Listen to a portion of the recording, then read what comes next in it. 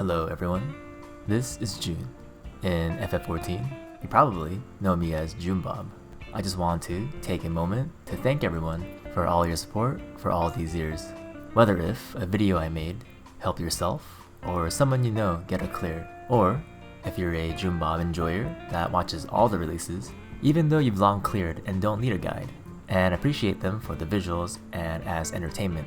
I cherish all the contributions that assisted me to be able to make the vids I want to make and help many people out in the process.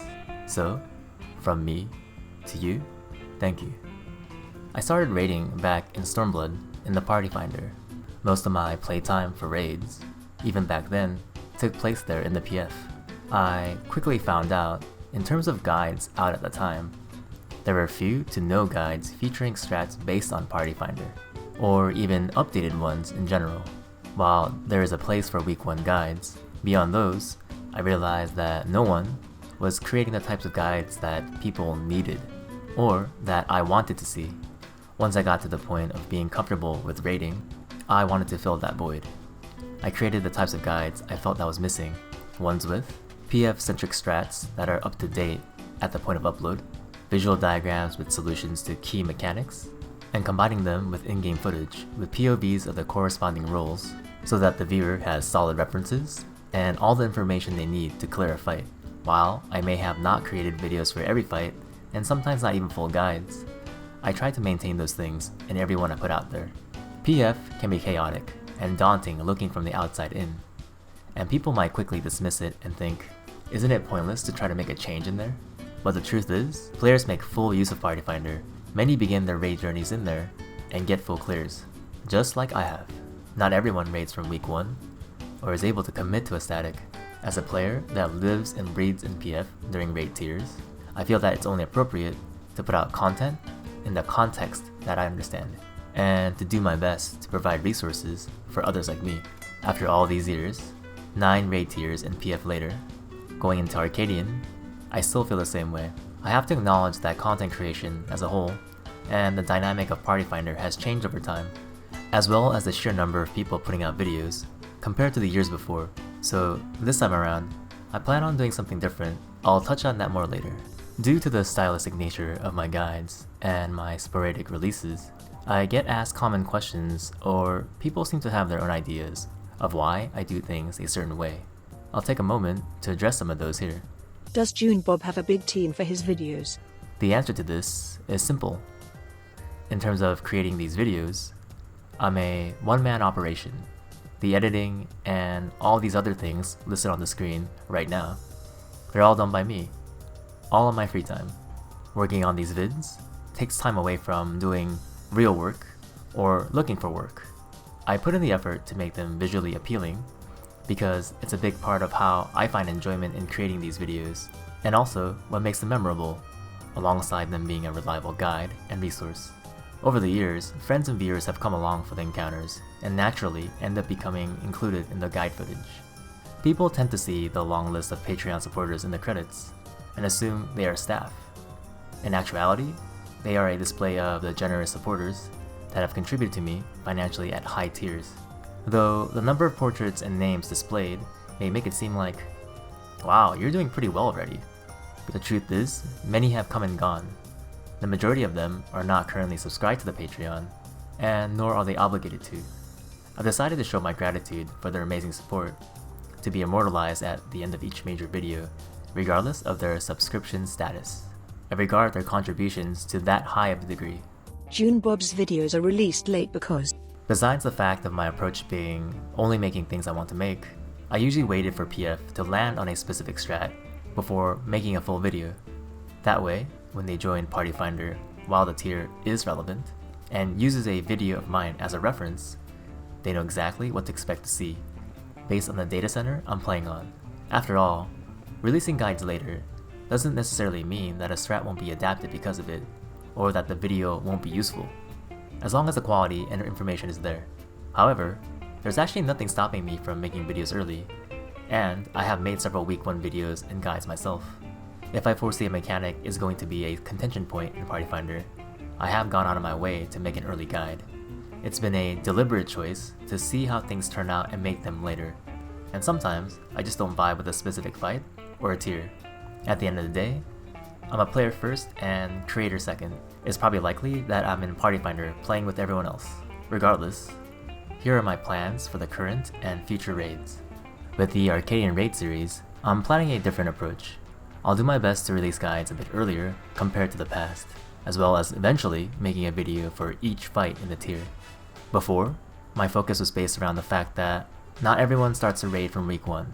Making it comfortable for the people coming into the tier later was important. At the end of the day, it's not a race. Raid tiers last for months, sometimes close to a year. I feel a resource that has the intention of teaching shouldn't have a focus on speed or being released first. Instead, should have a focus on giving proper information with the intention of helping people using the resource to succeed for the months to come.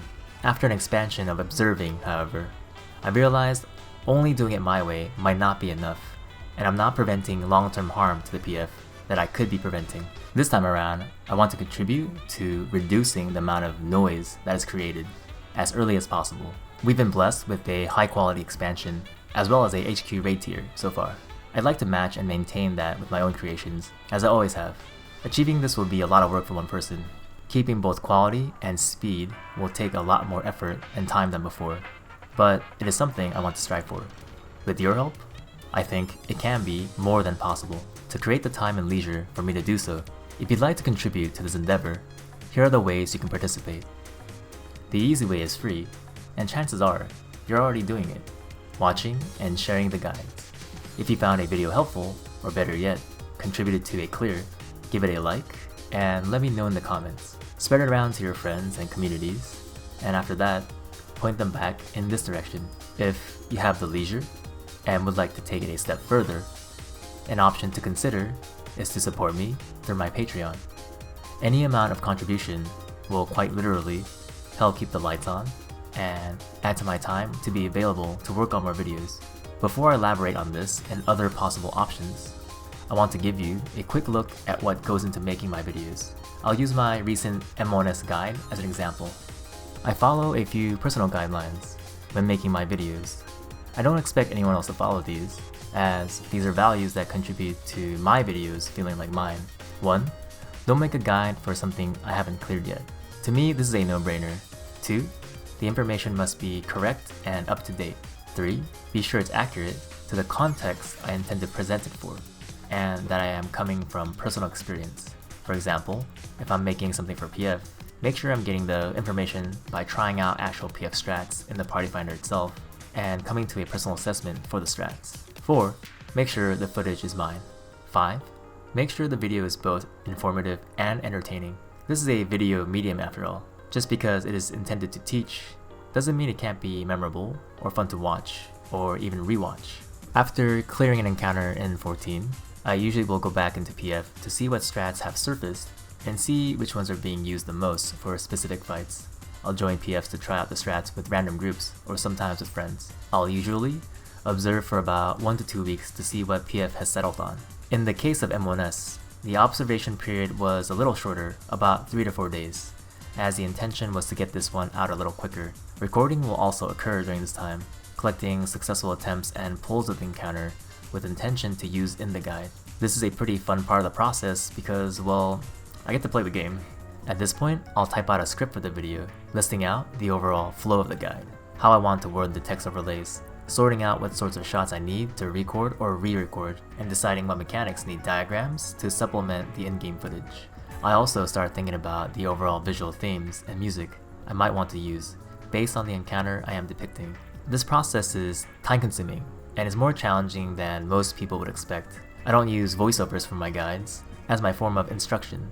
Instead, I prefer to utilize succinct but very clear text as my form of instruction. Choosing the correct words without being too verbose, but at the same time also not being too vague, is something I'm extremely careful about. From here, I move on to doing a rough cut of the video, stringing together the collected footage to a bare bones in-game footage version of the guide. Once this feels like this is in a good place, I move on to making the diagrams and text overlays. I format the text to be readable as possible, both for during a normal viewing session, or if the video is being paused to be read for clarity and studying, With the animations, I try to make them very readable and accurate approximations to the mechanic I am depicting, often syncing the animations to real time if I feel that it is necessary to show something resembling the timing of what would actually happen in-game. The level of complexity or simplicity will vary from mechanic to mechanic. Once those are completed, I combine them with the in-game cut, overlaying the text and sequencing the diagrams where they belong. Around this point, I start integrating the music.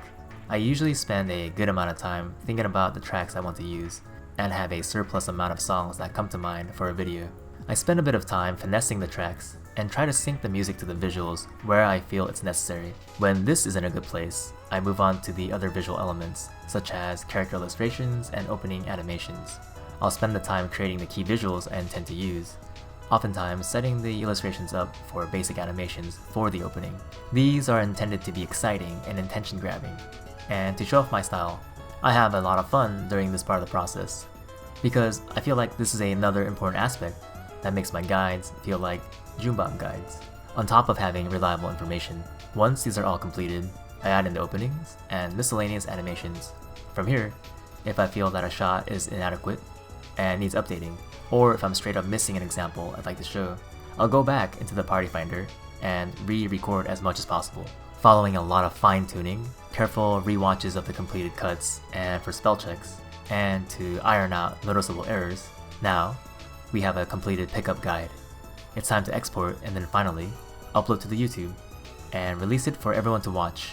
The amount of time this all takes will vary from video to video. If you find that there is value in these guides and want to support me so that I can create videos for not only this tier, but through this entire expansion and beyond, subscribing to the Patreon is an excellent option. Any contributions will add up to provide me the support and time to keep making these happen. In some ways, you'll literally be paying for my sub. For the more luxurious contributions, the method I've chosen to honor those people that have contributed at higher tiers is to have their names immortalized at the end of every major video. If you ever wondered what those names and character avatars were at the credits of each guide, these represent those generous supporters.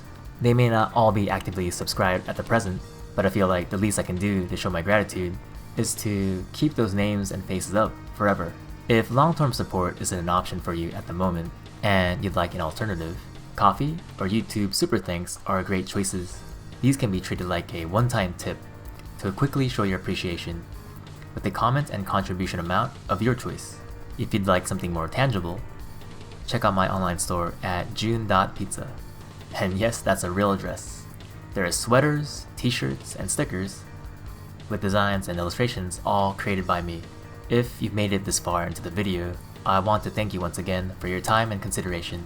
Many guides are on the way, and I'd like to do my best to do this for as long as I can. With your help, I think it'll be more than possible. I'll see you all in the party finder. Don't be a stranger, and feel free to say hello if you see me, and let's get some wins together. Till then.